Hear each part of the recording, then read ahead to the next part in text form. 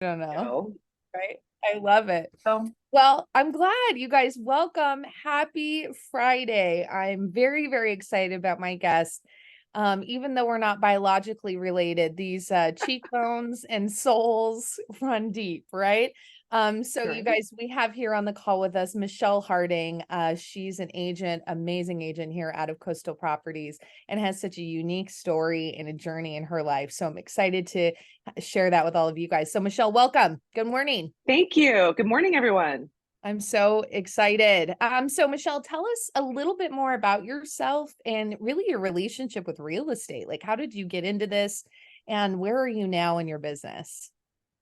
Gosh, where did it begin? Before I was a realtor, I was a fit model. So I worked with dozens of clothing production companies, and I would have to try on the garment, and I'd be like, oh, tell them how to make it fit, and then deal with the consistency with the production of the garments. And it involved a lot of travel. So I was in Asia a lot. Most of my summers were spent all over Asia. And then when I was back in LA, I could just be driving around kind of like a sales rep, going to different areas like Irvine up to Calabasas, everything in between, and help develop a lot of like celebrity clothing lines and everything I could possibly do with this that random career. And then I kind of reached a ceiling where my body can only be in so many places at once. And I was like, well, that's the most amount of money I'll ever make at this job. And it's good. But I just didn't see myself doing that like forever. I was 16 years in, which is a long time, and I was bored. Frankly, I was just kind of bored. So I had a conversation with my sister, who is Keller Williams agent team leader in Canada. And she's just celebrated, actually, next month, she'll celebrate 20 years in the business. And Wow. I know she's killing it.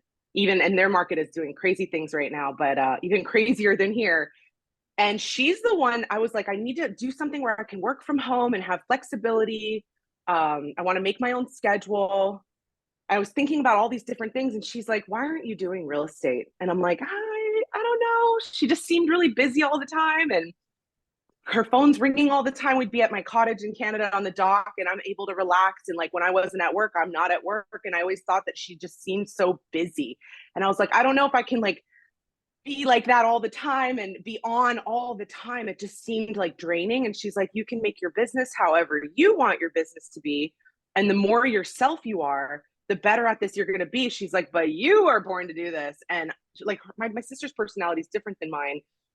She's definitely very professional and very good with her schedule, time blocking, and all of that. But she's not as social as I am. I naturally have like a big sphere and a lot of friends and a lot of different hobbies and interests. So she's like, you're going to be better at this than I am. I'm like, no, no, no, I don't think so. But she sort of planted that seed where I was like, real estate.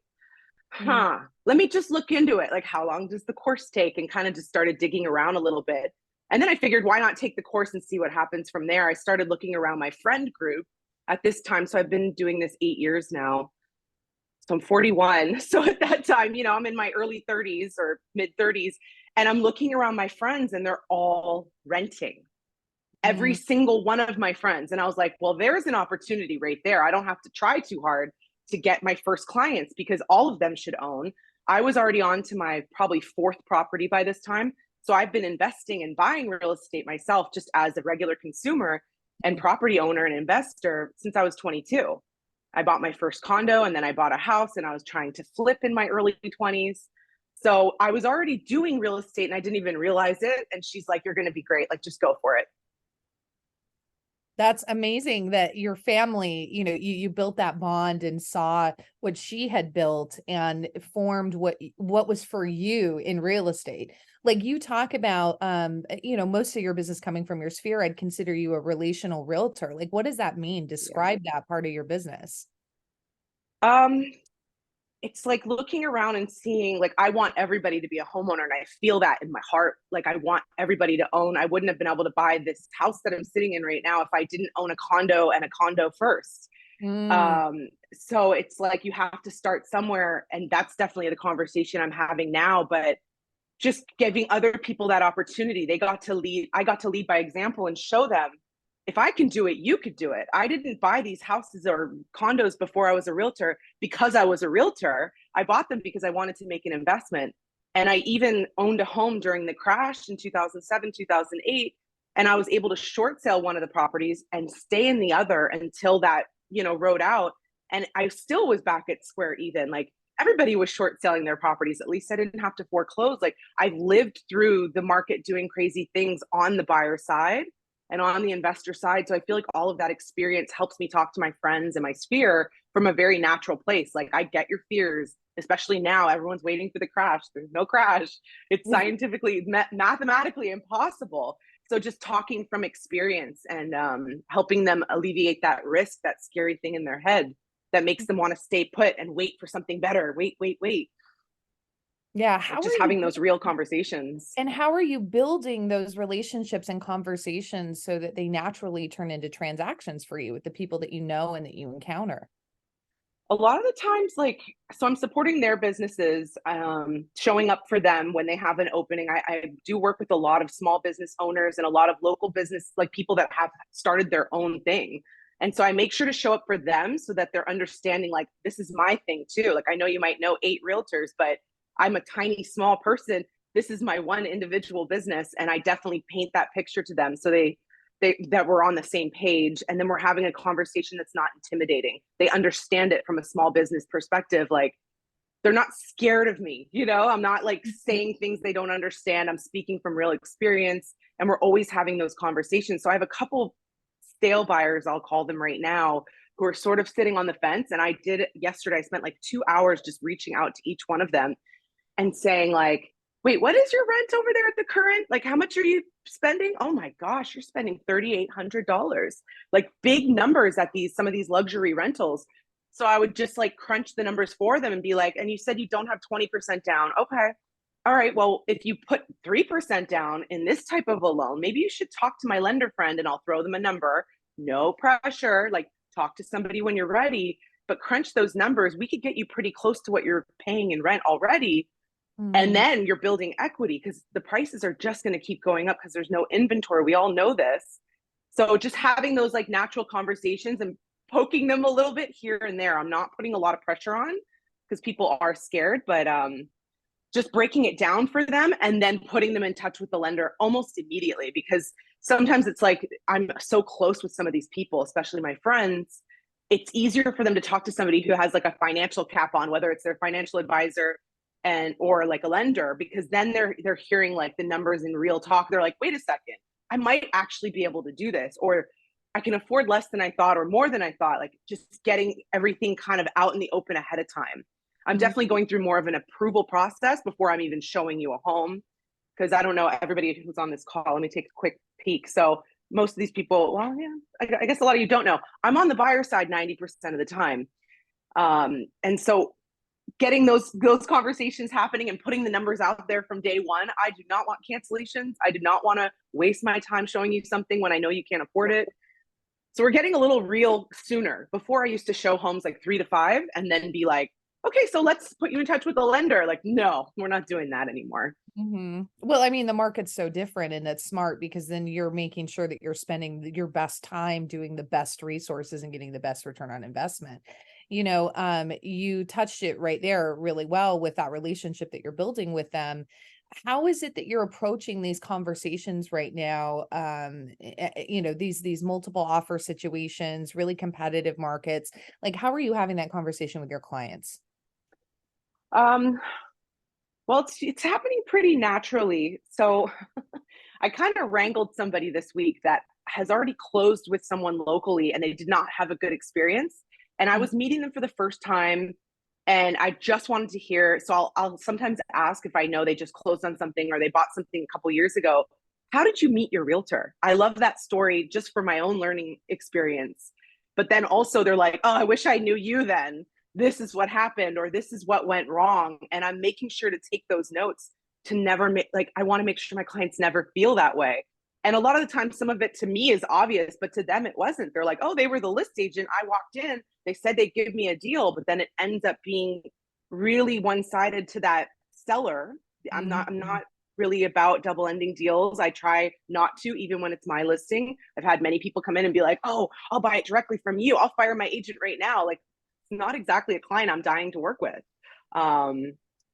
I actually prefer that they're represented. So I'll usually have somebody from the office run my open houses for that reason. Like, I don't mind keeping it in-house. If you're a buyer's agent from our office, great. But like, I don't necessarily want to represent them. So just kind of being honest, like I want them to feel Yeah. protected and safe.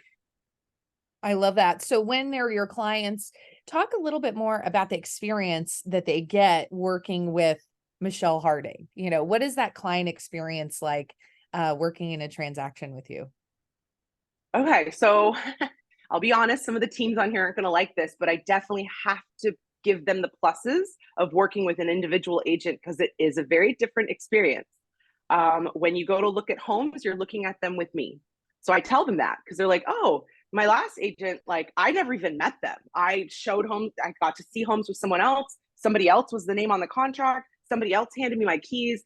So I want to make sure they know with me, you're not going to get that experience. You're going to get me the whole time. If something goes wrong or AWOL at the home inspection, I'm the one at the home inspection. I saw the issue firsthand. I'm the one calling and dealing with this and negotiating on your behalf with that other side. So I'm making sure they feel like I'm in their corner the whole time and it's me. You're not getting anybody else.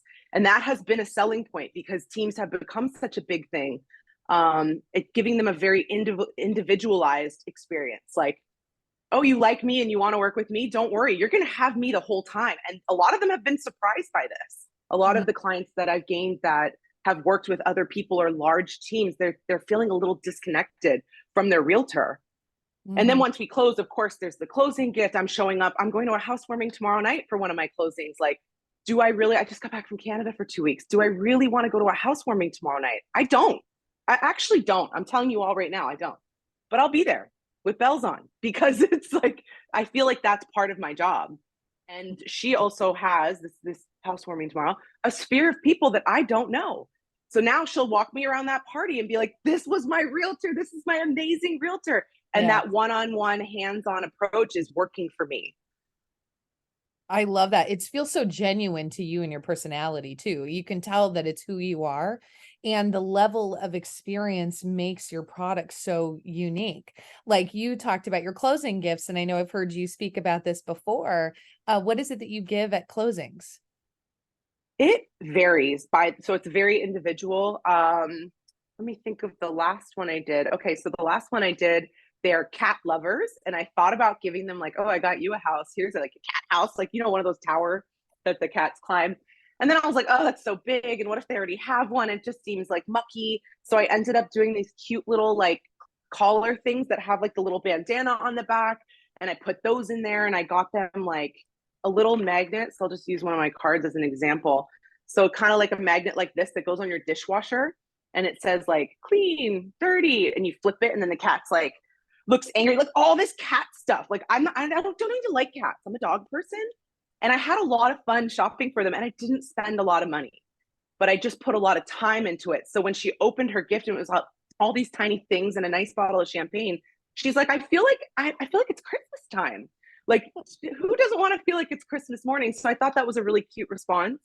And we met at Belmont Brewing Company. So we made sure to do our closing gift delivery at Belmont Brewing Company because her house had a rent back for a month.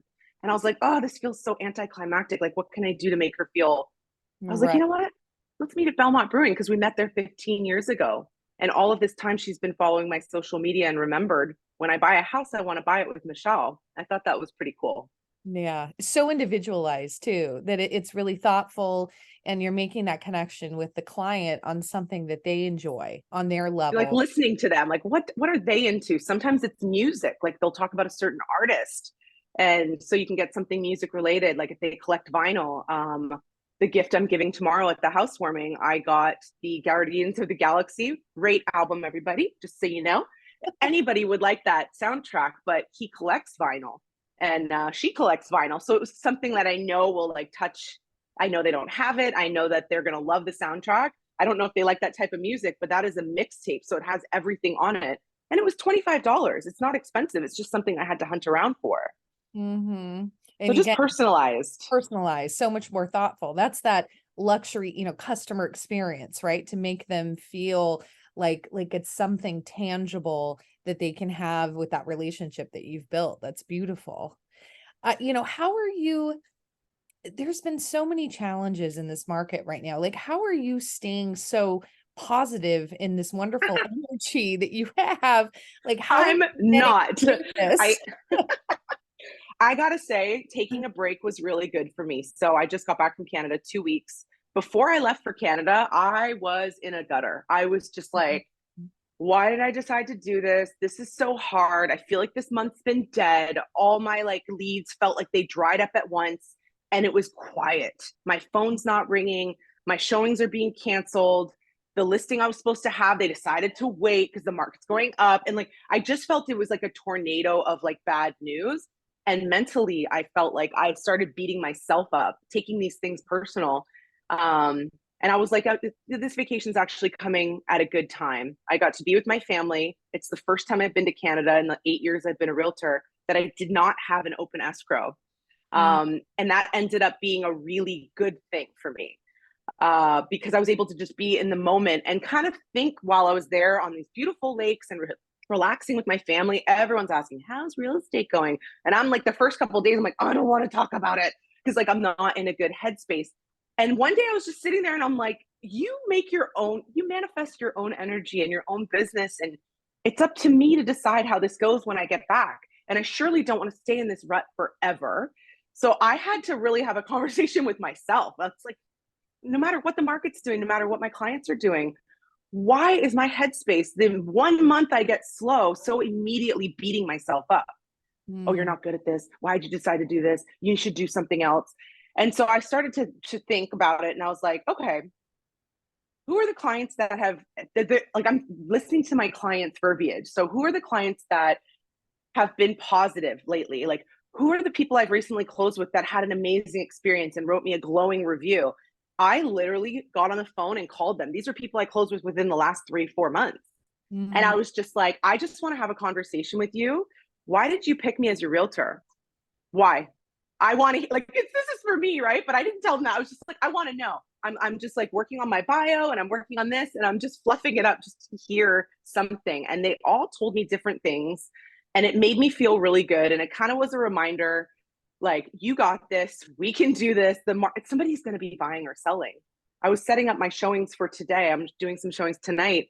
I called 8 properties, and out of those 8 that are active, only 2 of them are actually active without an offer in hand. right. And that was sort of daunting at first. And then I was like, that just goes to show me people are out there.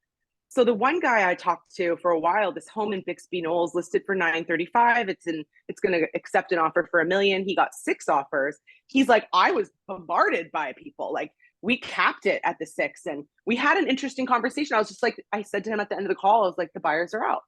The buyers are out. We have to keep reminding ourselves the buyers are out. The listings are sparse. But and now I just have to be the leader of that buyer pile. If there's 8 offers, I want to be the one they choose. So there is like a competitive energy out there, but I kind of thrive in that market and I don't mind it. But I'm also reminding my buyers that you're not going to be the only offer, and things are competitive. If they're priced right, it's going to be competitive for you. So that Mm, kind of makes them feel like, oh, it's disappearing. Like a lot of my buyers right now thought they had an opportunity where things were sort of in a lull. I'm like, mm, just because there's not a lot of properties for sale does not mean there's a lull. The buyers are out and there's too many per property. So let's just keep that aggressive, motivated energy going. And I feel mm, like that helps them jump too as well. Like when mhm. things are too easy, I'm sorry, but the buyers are like, oh, I don't want it. Nobody else wants it. I don't want it. Well, welcome back to the competitive world. There is at least 6 offers per property when they're priced right now, is what I'm finding. I Yeah. don't know if anyone else is experiencing something different. Yeah. It is really competitive, especially in our market here in Long Beach. Again, you're seeing multiple offers. How is it? Do you have any advice or anything that you do to try to cut through that noise when you submit an offer? Maybe some winning strategies as a buyer's agent that kind of helps get your offer accepted? Yeah, like the conversation, learning from the surrounding homes and the ones that they're accepting. Like that conversation I had with that awesome agent yesterday. He's like, I got 6. I was very surprised. I'm about to change it to pending right now. We're accepting one. Da, da, da. I asked him, I was like, so what made the number one offer stand out? While I have you, what happened with number one? How they went? He's like, they waived all their contingencies. They came in 25 grand above or whatever it was. And so just finding out, and then I give that information right back to my buyer so that they're prepared for the next one. Like, Mm. don't just see this, oh, it's been active 35 days. That one was on the market 40 days, yet he's sitting on 6 offers. And, so Mhm. what you're seeing on the MLS is not exactly what's behind the scenes. So I'm making sure to inform my buyers so that they're ready to be competitive on the next one. Like, hey, remember what happened with that one you really liked? Well, like, be ready to fight type thing. And that just makes them a little more excited about purchasing anyway, even if it's daunting. It's so smart to seek more information from past closings, stuff in the area, reaching out to the listing agent. It's super smart to find out, where it was, where it closed, how many offers they had, because that arms you with that information to go into the transaction, right? For sure. And before, like, I felt like I didn't want to scare buyers away. So I'd be like, oh, there's like, if I still had a chance to get my offer in the ring, some buyers, you have to feel them out, but some buyers would be like, oh, there's 6 offers. Like, oh, forget it. Meanwhile, they're going to run into this on every property. So I'm like, now I'll be like, there's a couple offers in hand. Um, it's going to bid above market value, but check out what the neighbor's house sold for. So they're actually listed below what it's worth. We're going to have to bid up on this. And I'll kind of come out it from a different, like, give them information, but don't give them every little piece that the agent told me, because that will scare my buyers to be like, I don't want to compete. Like, oh, I'm not bidding. Like, so yeah, I'll kind of show them instead, this is what comparable houses are selling for. So let's just be realistic about the list price. The list price is just a sticker. We don't have to pay attention to that. We're going to have to come up. And usually they'll be like, okay, cool. Once they see those comparable sales, that I feel like that has helped them jump to action. And I Mhm. feel like once they've lost one or two, they're kind of ready to fight a little bit more, obviously.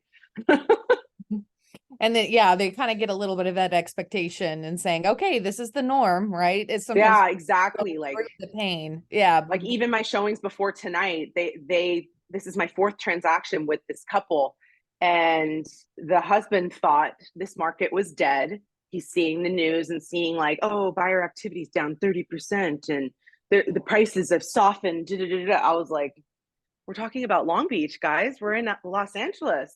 We just made a list. I'm trying to figure out where the list was, because my girlfriend sent me this screenshot, and it showed like the hottest cities to live in and guaranteed equity building in these 10 cities. And it was like Maryland and a place in Virginia and New York, like little boroughs in New York. Long Beach was on there. We are the only LA city that made this list. And so she sent it to me and circled it. And she's like, good for your house. I'm like, good for my clients. Like, I started thinking, Long Beach is really on the map. So we have to be realistic about where we live. Companies are coming here tiny. Like, I go to a lot of, I'm a foodie. My husband's a sommelier. We go to a lot of restaurants. Restaurant owners are coming here from San Francisco, and they're buying up space and they're getting leases and they're opening their businesses here, of all places in California. So we're in a bit of a hot spot, and it's never going to change. It's only getting hotter. So I'm always telling my buyers too, you're investing in something that's going to continue to go up no matter what. And I can confidently say that now and not be scared. Like I'd say like 6 months ago, reading the news myself, I'd be like, is it going to soften? Are prices coming down? Like now I'm like looking at the stats, as a realtor and putting my brain into my business and being like, wait, no, I can confidently tell people your equity is going up no matter what. Here it is. I love that confidence, because your confidence in the way that you speak, it gives them confidence in you and your actions and the service that you The provide. market, my buyers, my lister, nobody, the sellers aren't going to believe in us. No, nobody's going to believe in us if we don't. But we have to be also educated and definitely up on what is actually happening in order to have that verbiage with them. But it's happening. So now at least that has helped like my mental block and that kind of ditch that I was in for a while be like, wait a second, this is actually an opportunity. The cheapest your property's ever going to be is right now. What are you waiting for? Like it'd be silly not to buy. Silly. Mm-hmm. And yeah, you just have to speak About like in that way. one lender told me that interest rates 100% are coming down, not till 2025. I said, okay, so what's going to happen when that happens? It's going to be a nut frenzy, crazier than it is now. Just flooding the market. Everyone's going to re-enter finally. And then, yeah, again, even higher offers. It'll be 30. So Yeah. I remember that. I thrive in that kind of market, so I'm ready for it. But right now, there is still a bit of an opportunity where it's a little bit slower than what that frenzy is going to look like when interest rates do come down. And all these sellers are like, oh, now I can actually trade into a 4%, not a 7.5 from my 2.75. Like, I don't blame them for not selling. I get it. Mm-hmm. And it's so, your authenticity is just shining through as always. But one of the things I want to bring up and kind of shift gears a little bit is your relationship with social media. If you guys don't follow Michelle, she has several accounts. I'm sure Kim or many could drop some in the chat there. But Michelle, explain to us a little bit about your relationship with social media. You're I speaking to mean, the market, and you're sharing this confidence in real estate in your social media. Where does that come from, and how are you maintaining that? so before I was in real estate, I already loved social media. Like I've already enjoyed it, especially because my family's in a different country. It's always been my way of sharing my life. My dad now is 76 years old and he's making stories. He's making stories. So this is how I share with my family. So it starts from a very organic place. So I share a lot. I'm on stories all day, every day. And I'm also tagging a lot of new businesses. So even last night, I went for a 40th birthday celebration with a friend of mine who's going to be a client. He actually had a negative realtor experience, and he's been a friend for a long time. And he said to me yesterday, like, when I'm ready to sell, you're the one I'm coming to. And I thought that was really cool. I was like, oh, and it was just me and him out for dinner for his 40th. Why? He had no plans. I knew it was his 40th. So I called him. I was like, what are you doing for your 40th? I tagged him in a little post when I put up his 40th birthday. Oh, happy birthday. We went for a little dinner. I tagged that company and just said, oh my gosh, beach view, Gaucho Beach. Gaucho Beach reposted it. Now it says Michelle Harding real estate on Gaucho Beach's story. Mhm. So there's like, if you're connecting with your community and you're experiencing things in your community, you call out that business calls you out. It's like my face and my name of my business is right there.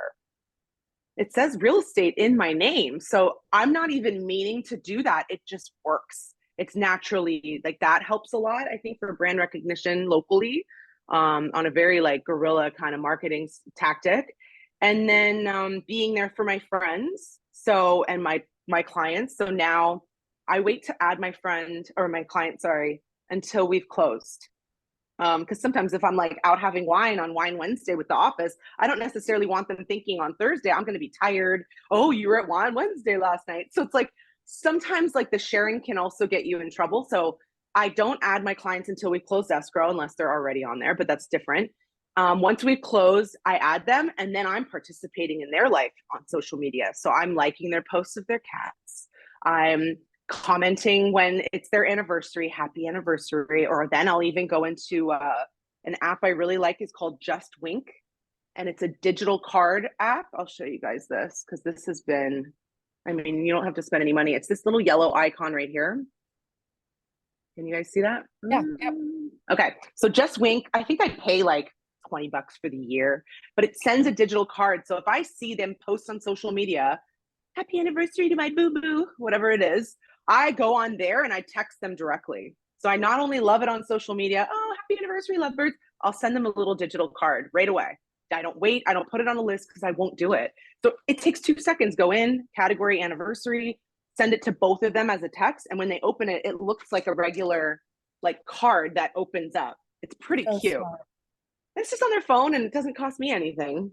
Kind of like the app that I think it was Drake was talking about. I actually have this right here for reference. This was a very cool Oh, night. Touch Note. yeah. It's very similar to Touch Note. It just opens like a card, whatever. It's cute. But yeah, just touching them in a real way on social media and then reaching out via text so it gets a little more personal. Instagram has been my greatest partner. Instagram is my partner for sure in real estate. Mm. And the way you say that it's your partner, it's like the conduit for your business, but you still have to be the initiator. You I'm still, still, yeah, I don't have a social media marketer like on there. I have an auto poster that puts up like a luxury property, but then that's once a week. And I go in there and I customize the verbiage, like what I thought I wanted to share about the house or what was really cool about the kitchen. And that's just to keep like a real estate theme amongst my page because otherwise my personal life will take over. And that's fine. You want a mix of both, but it's important to have real estate sprinkled in there. So I do mm, have that auto poster just for that. But any interactions from Instagram is from me directly. DMing is really important because it just puts the algorithm, it puts my stories in my client's face first. mm, So, what was that old tip that said after 3 years, if they're not a friend, your client, whoever you close with, they don't even remember your name. So, right. people are sending their little customized pens and their notebooks and all of that. I feel like social media has taken a tangible web space to allow us to stay in touch in a really easy, free way. So when you DM them and you're talking to them in Instagram instead of text messages, they're seeing my picture, they're seeing my name, they're not going to forget me. Mm. And I'm staying in touch with them. And by DMing them, I also see their stories and their posts right away. So we're sort of all in each other's face. So when they have a cousin that needs to buy or their mom needs to sell, they're going to think of you if you're actually in their lives. And they like and know you now at this point because you're interacting back and forth. They They're see seeing pictures of my the dog. They know what aerials. my I know. husband's I'm name like, is. like, I know your dog's names. I'm like, this is That great. stuff's important because they have a choice. Each person probably knows at least 5 realtors. So they Mm. have a choice of who they're using. And I just want to make sure that they think of me to be that choice. I'm at least in the running. Your own personality and how you match up with these people, that's all on our own. There's something you can't teach. That's something you can't, Mhm. you can't just make that up. But I at least want to be in the running. I want to make sure if you had a positive experience with me, that you're referring me now to your network. And I'm going to help remind you that I'm here on Instagram. And I don't spend a lot of time. I maybe do 10 minutes after I've done my emails first thing in the morning. I kind of clear my inbox and then I'll go through social media, especially because Canada is 3 hours ahead. So I'm on there, kind of staying in touch with people there. I do a lot of referral business in Canada. So I'll, stay in touch with those people, like a couple doggy photos here and there, wish some people happy birthday. It's simple I love it. It is simple. We just and it's overcomplicate. fun. I think we overcomplicate it as humans, right? So Yeah. Michelle, we're hitting on that time. Any last words or things you wanted to share that maybe we didn't touch on for the group before we wrap this up? I think the biggest thing right now is keeping our mental game strong, just because I just went through that myself and it was me against me. No one's out there to get you. There's enough business for everybody. Uh, we have to be creative about showing these sellers why, like, there is ways to sell. There's also a lot of cash buyers out there. So interest rates are not that important to a lot of buyers. Keep in touch with everybody and keep your own mental game healthy. Like, there's always going to be a need to buy and sell. So let's not be like, why not be top of mind for your clients? I love that. We need to be top of mind and stay focused. I think Stay in that's touch. stay in touch. I know. Yeah. Just the basics, even stay It's in touch, stay simple. focused, making sure you're having that reset. I thank you for sharing that story at the beginning of the call. I think that's important for everyone to listen to. If you're struggling, have that little bit of reset and refocus and then move forward and take some productive, positive action, like calling your past clients for that And backup. keep up with your hobbies. That's something I wrote down that I wanted to talk to people about Yeah. too, is like, I have so many different hobbies. So sometimes when I'm like, oh, I've had enough of real estate, I hate it right now, go do some yoga, go to my aerial class, go for a walk with my dogs, whatever it is, but get your mind off it for a second. We don't have to be realtors 24/7. Like, I read this amazing book I highly recommend called Atomic Habits. And he Mhm. talked about labels. And like, when you label yourself, I'm just a realtor, that's all I do, realtor, realtor, realtor. Not only is that suffocating for your friends, your family, and for anybody in your life who frankly doesn't want to hear about it until they need you, but it's suffocating for us. Like, Mhm. I get suffocated with my own damn self. So I'm like, get your mind off of it, do something else. And I feel like you come back to it with a fresh perspective. Like, I took those 2 weeks off in Canada off. I did not even think about real estate. I was enjoying myself. And I'd have to say at least 12 of my clients were watching my every story. Oh my God, it looks like you had a great time. What a beautiful place. I'm like, oh, the place I'm staying is actually an Airbnb. So we're still interacting, but in a very natural way that had nothing to do with real estate, but it does. I love that. Michelle, great words, great energy on a Friday. Thank you so much for joining us. Thank you for having I me. love it so much. Everyone, please make sure you go back and watch the replay because she said some really great stuff. Have a good weekend, make it productive, and reach out to us because we're here to help you. Have a Okay. good weekend, guys. Bye, guys. Bye. Bye. Bye, Thank you, everyone. Michelle. Thank